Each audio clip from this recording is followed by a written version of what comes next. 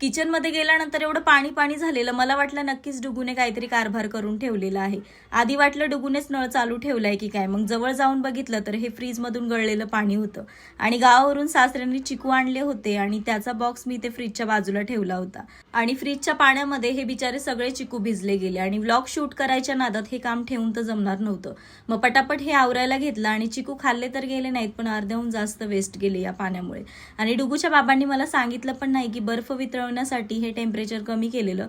मी 2 दिवसाआधीच fridge साफ केलं होतं, सगळं पाणी काढलं होतं आणि लगेच 2 दिवसांनी एवढं पाणी भरलं. आणि हे आमच्या डुगूचं मध्ये मध्ये सुरूच असतं. तिला दिला चिकू खायला, तिने चिकूचं पार पोस्टमॉर्टमच करून ठेवलेलं.